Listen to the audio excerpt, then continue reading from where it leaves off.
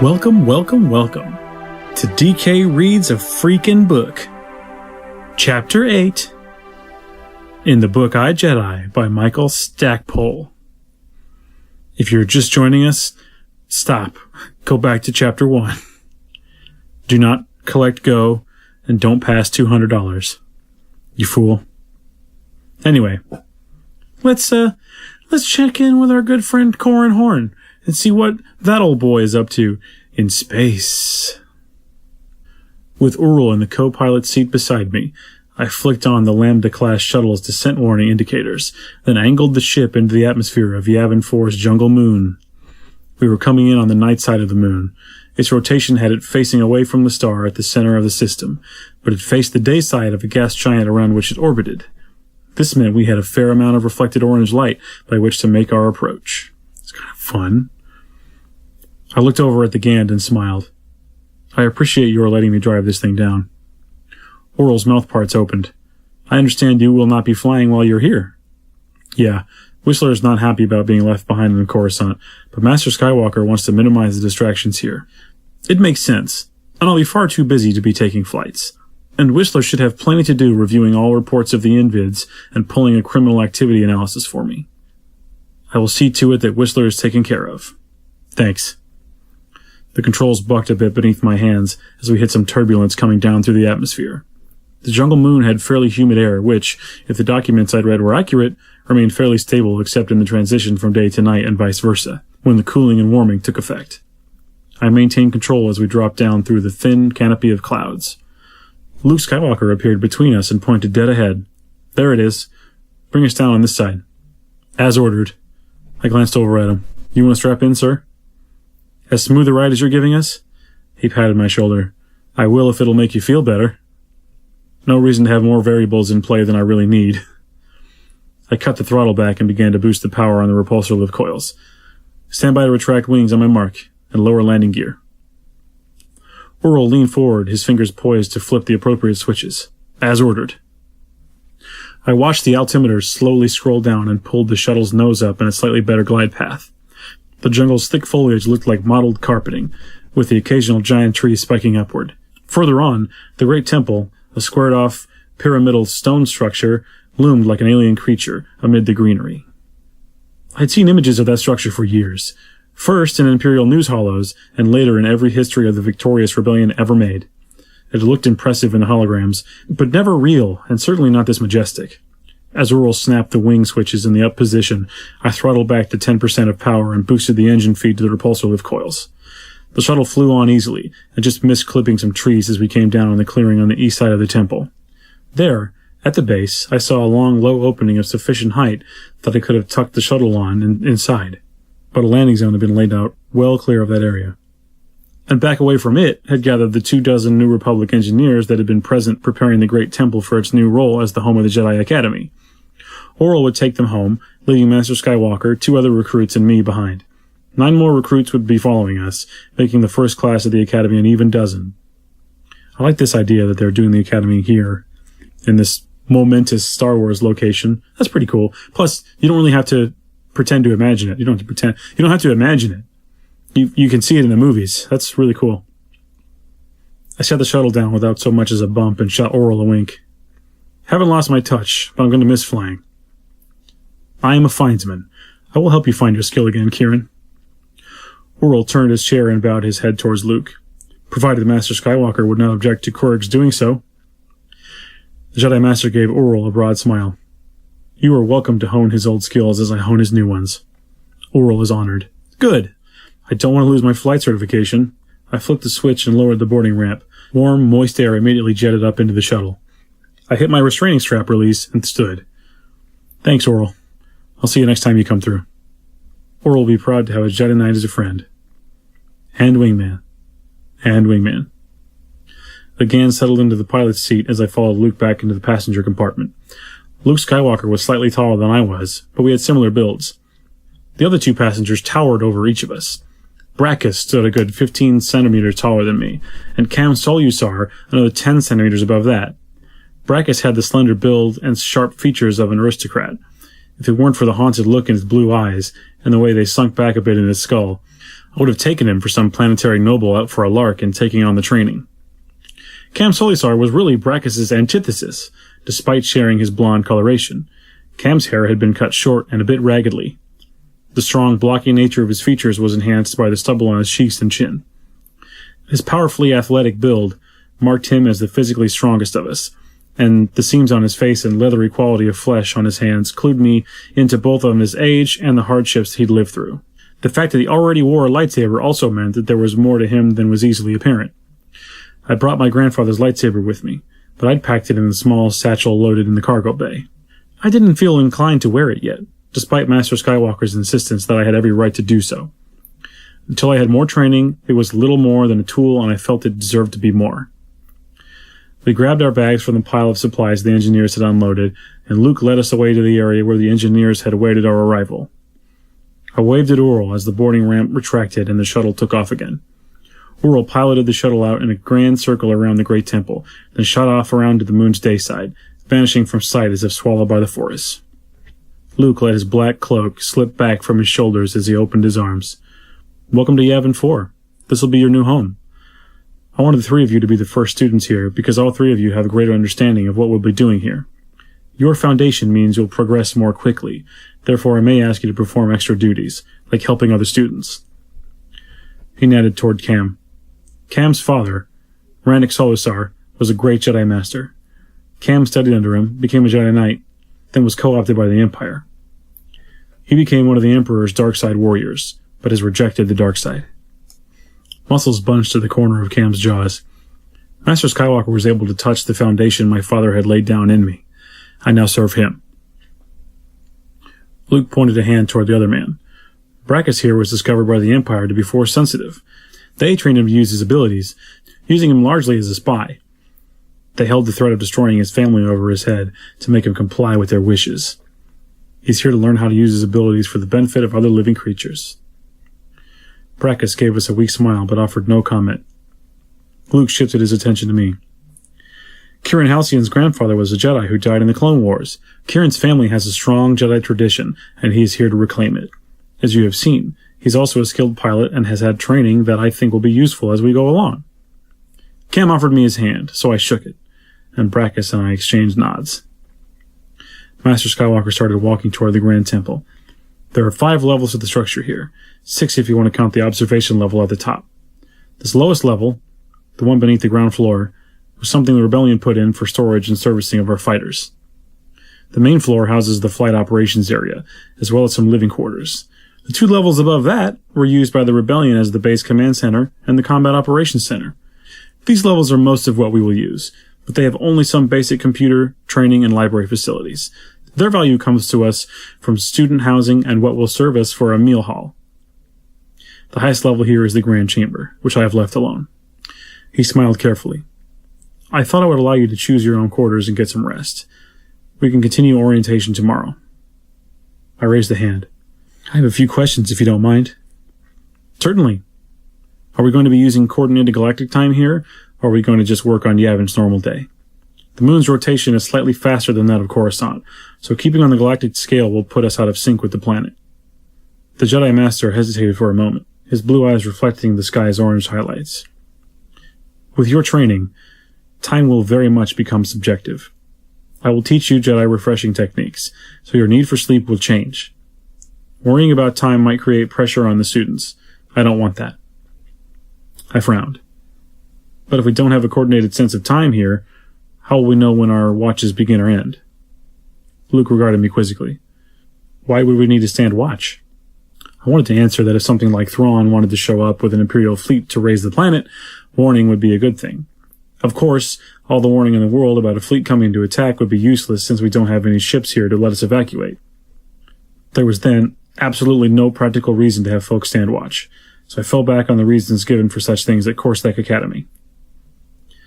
Standing watch provides us with a sense of responsibility and fosters trust between the students, since we're looking out for each other. Luke nodded. This is good. But here, I want you to come to trust the Force. You will find, as your understanding and skills grow, that the Force will provide us all the warning we need if there is a threat. We will know it and have ample time to react to it. which seems to describe how the invids avoid all the traps we set for them. That was all like italics, like Corrin thought that to himself. No one said that out loud. A chill breeze seemed to cut at my spine. Is it possible for someone sufficiently versed in the Force to hide his presence from detection? I stand corrected, Master. I bowed my head toward him. Then will we just get up at dawn to begin physical training? He opened his hands. You may do whatever you feel necessary to make yourself feel at ease and receptive to the Force. So there will be no organized physical training? Cam laughed roughly. You sound disappointed, Kieran. Not really, just confused. Luke smiled. You will find your training demanding enough, I think, and quite exhausting. I pointed toward Cam's lightsaber. We will, at least, have combat training, correct? Yes. You will be trained in the ways of the lightsaber. Not the question I asked. Luke's head came up. You better explain, then. I pressed my fingertips together. The lightsaber, as all of us know, is a powerful and lethal weapon. My father once said to me that no one ever regretted hitting a target with a stun bolt as opposed to a lethal shot from a blaster. Basic combat training could help us avoid having to use a lightsaber where a less dangerous method might work. Training in that area means we'll have more options available to us. The Jedi Master narrowed his eyes. These would be defensive techniques? They are combat techniques, which can be employed offensively or defensively, just like a lightsaber. I shrugged. It's just an idea. Cam nodded. Such training would lay the foundation for any lightsaber training we do later. Okay, Cam and Kieran. You will come up with a plan for that type of training. We will discuss it further when you have something. Luke regarded me with a hint of a smile on his lips. Anything else? No, Master. If you think of something, let me know. He waved us on towards the temple.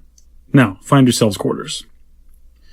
It's funny that Luke didn't have any plans for training or keeping watch, or seems like things he would have thought about. What has he been thinking about, that old Luke Skywalker? Interesting. And also, like, hey, go find yourself a place to live. I don't pick for you, you just go. That's fun. The trio of us left him behind and did not speak as we approached the great temple. Having lived on Coruscant, I'd seen much more massive buildings, but little there had the antiquity and sense of stability that I found in the temple. It did not strike me as odd that a building which had been old millennia before the Empire came into existence had sheltered a movement that overthrew that empire. I could easily imagine the dignity of this building being offended by the city world that had been Imperial center and doing what it could to contribute to the Empire's destruction. Why the Empire had not flattened the place after the rebellion abandoned it was a puzzle I figured could never be solved. Generators and lights left behind by the engineers brightened the large hangar area. Aside from stockpiled supplies, the room stood empty. But echoes of the urgency the rebels had felt the day they flew off to destroy the Death Star still reached me. The fear, the panic, and the giddy confidence in their cause still permeated the walls. For the first time in all the time I've been associated with Rogue Squadron, I could feel what Wedge and Biggs and Luke had felt when they faced the Death Star. Their emotions set off resonances inside me, bringing up memories of the last mission to Black Moon and the final assault against Ezard's forces at Thifira. For the first time, I actually felt the connection the new rogues had to the heroes who had gone before. I'm not certain at which point I veered off from Cam and Brackus, but it was before they headed to the upper levels. I found myself alone on the ground level, and in a small chamber built into the structure of the temple itself. The engineers had set it up with a pair of cots and some lockers for gear, with blankets and sheets piled at the foot of the bed. I tossed my satchel on the bed and smiled. I couldn't place why the room felt familiar or right, but it did. I thought I might find you here. I turned and saw Luke standing in the doorway. Am I not supposed to be here? Luke held his hands up. This room is perfect for you, believe me. It's certainly better for you than any of those on the upper levels. He gestured easily, and one of the lockers slid silently 50 centimeters to the left. Look down there, at the block 3 up from the door. I walked over and crouched down. Mildew and some lichen had grown over that block, creeping up from the ground, but I easily managed to brush it away. Sunk into the stone were letters, and I smiled as I read aloud. The Empire or us. There is no compromise. Biggs Darklighter, Wedge Antilles, Jack Porkins. A boyish grin tugged at the corner of Luke's mouth. Back then, the 3 of them bunked in here. I came late and had the room up above. We met here and swapped stories before we headed out. We were too excited to sleep. We all thought we would survive, despite the odds. I think their inscription was a hedge against death for them. If they didn't survive, If the whole rebellion died, at least there would be a record of their names. But your success has guaranteed everyone knows those names, and yours as well. What you did here changed the course of life for billions. Luke lowered his hands and his cloak enfolded him in shadow.